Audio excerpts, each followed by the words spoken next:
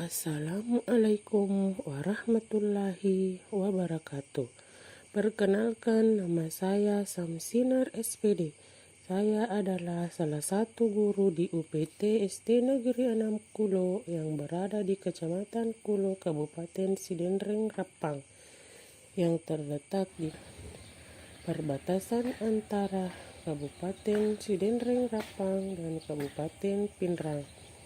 Pada kesempatan ini, saya akan membuat praktik baik dengan judul Menciptakan Lingkungan Sekolah yang Menarik dan Edukatif melalui penataan sekolah dan ruang belajar dengan bahan ajar visual dalam menunjang penguasaan literasi dan numerasi untuk meningkatkan minat belajar dan prestasi peserta didik.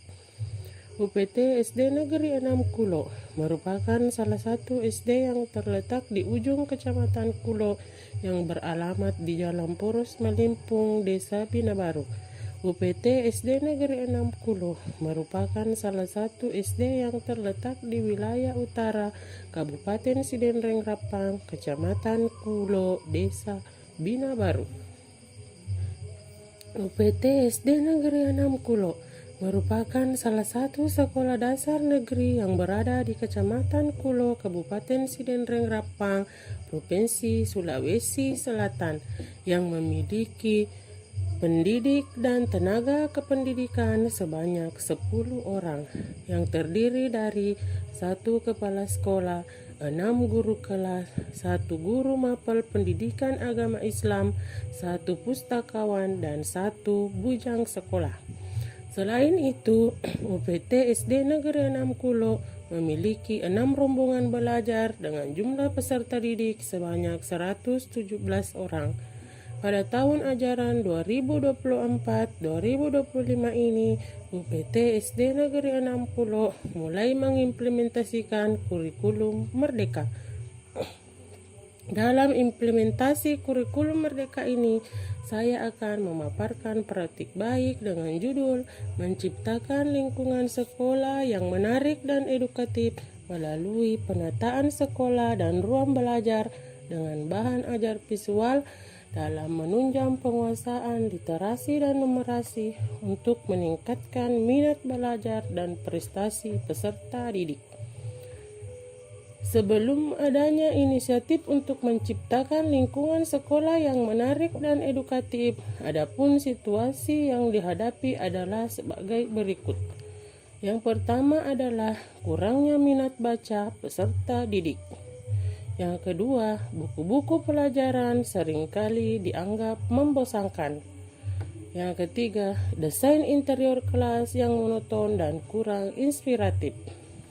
Yang terakhir adalah dinding-dinding kelas yang polos tanpa adanya hiasan atau gambar yang menarik yang membuat suasana belajar menjadi lebih membosankan. Akibatnya adalah proses pembelajaran menjadi kurang efektif dan peserta didik sulit untuk fokus pada materi yang disampaikan.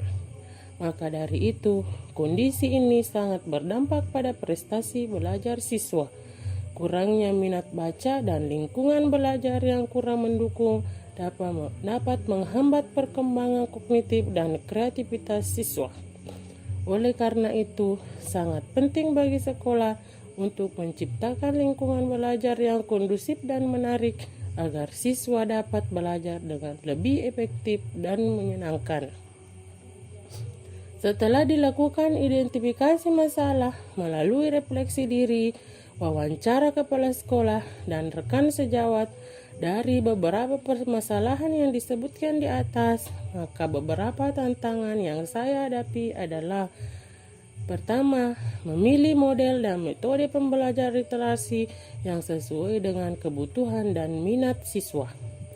Yang kedua, menyiapkan berbagai sumber bacaan yang menarik minat siswa seperti mencari berbagai referensi di sekitar sekolah dan di berbagai media. Yang terakhir, membuat desain sendiri dan dari berbagai referensi melalui media lain yang nantinya akan didesain dan dipajang di dinding kelas dan ruang belajar yang lain. Langkah-langkah yang akan saya lakukan untuk menghadapi tantangan yang disebutkan di atas adalah: Yang pertama, mencari sumber inspirasi melalui berbagai sumber serta berdiskusi dengan kepala sekolah, guru, atau teman sejawat untuk memilih metode dan model bacaan.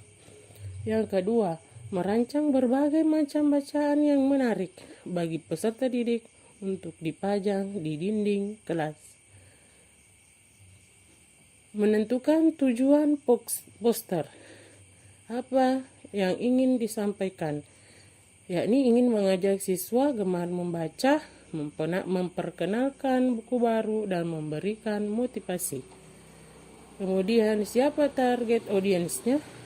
Sesuaikan pesan dan desain dengan usia dan minat siswa. Kemudian, memilih tema yang menarik. Menyesuaikan dengan minat siswa.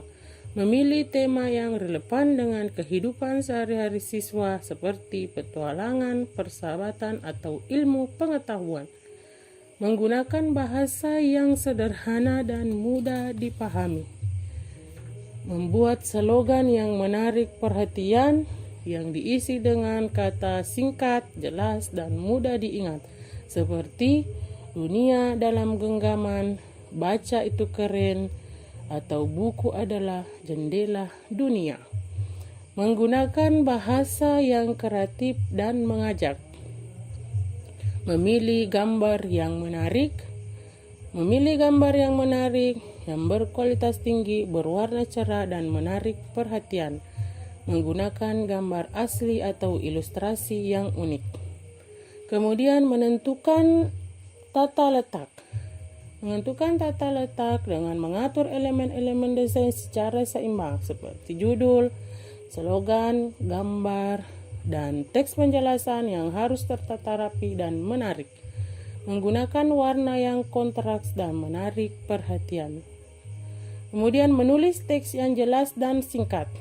Menyampaikan pesan dengan jelas dengan menggunakan kalimat yang singkat, padat, dan mudah dipahami.